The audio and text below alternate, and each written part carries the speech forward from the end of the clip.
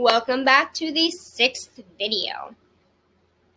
This video will not have a written post accompanying it. However, if you do want a written post about it, let me know.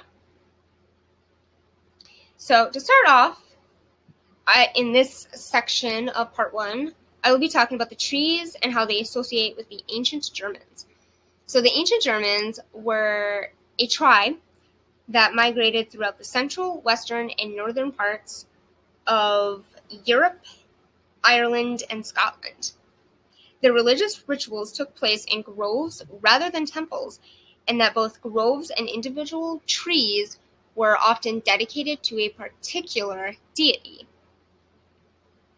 The religious significance of trees was a part of Northern European culture until the 2nd millennium CE, when the Christian church banned, I put banned in quotation marks, trees for their association with witchcraft. Despite the fact, and this is why banned is in quotations because of the irony here, they planted yew, not knowing that it's a protective tree in witchcraft. And they planted these yew trees on the grounds of churches. So if you do ever come across one of those Christians and it's outside their church and you know what a yew tree, then don't outright say, because then they'll probably chop the poor tree down, but kind of do like maybe a little hint that you say you don't approve of witchcraft, yet your church is associated with witchcraft. And then just walk away. And unless they know the significance of the yew tree, they're not going to get it. The beliefs of the Germanic people come from Norse mythology and literature. This is where one of the more common known versions of the world tree is known, the Yggdrasil. I really hope I said that correctly. Which is Yggdrasil? Oh, yeah, Yggdrasil. That's how you pronounce it. It's spelled with the YGG, but when you look up the pronunciation, it's EGDRAHSIL, and it's pronounced Yggdrasil. So that's how you pronounce it. Because I think I always pronounced it Yggdrasil because of the Y, but it's actually Yggdrasil.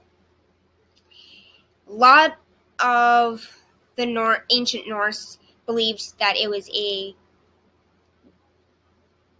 big green ash tree. However, scholars believed to be more of a yew tree. Coming back to the yew tree and the fact that it was planted, and it's commonly planted or it grows near churches. This tree stands at the center of the universe, and the 9 worlds of the Norse cosmology are held within its roots, trunks, and branches. The tree is associated with the concept of fate and with a kind of shamanic journeying. So, if I remember correctly, and those who follow Norse mythology, Odin, I believe, he meditated for either 7 or 9 days underneath the Yggdrasil to gain wisdom and knowledge of the universe. Correct me if I'm wrong, but I think I read that in the book. I just didn't write it down. So like the Druids, the ancient Norse made use of wands for ritual and magical purposes. The carrier of the wand, which was typically a woman, there were males, but it was primarily a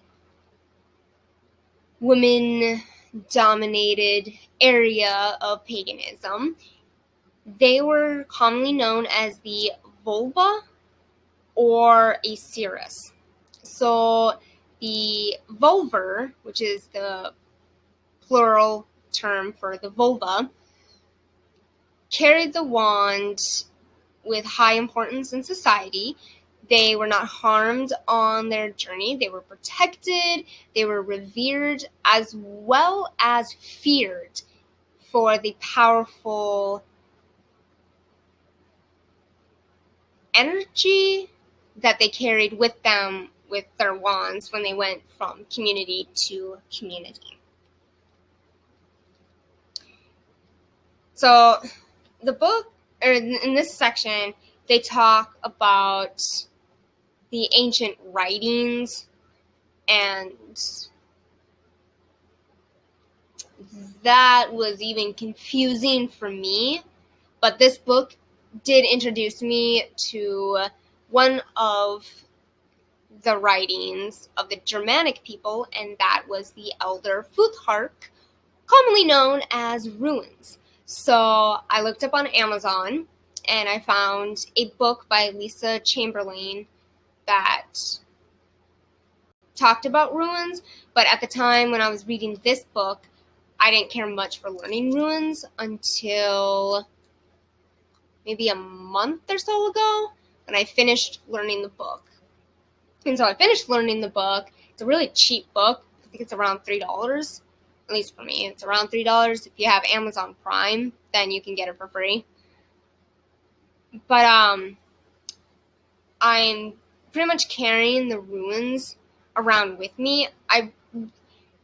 They say, like, for the runes that you want them to be handmade, but Amazon didn't really have handmade ones. They're ceramic.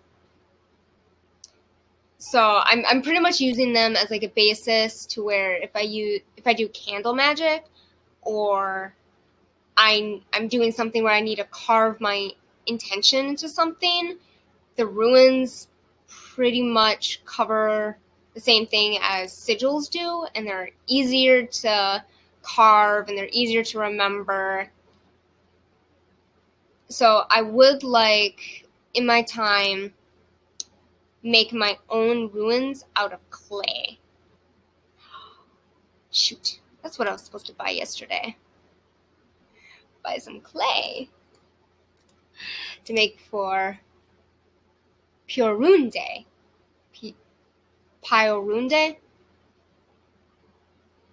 Slavic witches correct me on the pronunciation of Perun Day, because I wanted to make charms out of clay for that specific reason. And I forgot to buy some. Naughty me. But anyway, getting a little off topic. So back to runes. These symbols have been used in magical workings. They are commonly carved from stone, bone, metal, and wood. However, again, I would much prefer clay because that's easier to work with, because I don't know how to carve anything in stone or bone or metal, and definitely not wood. So clay is the next best thing.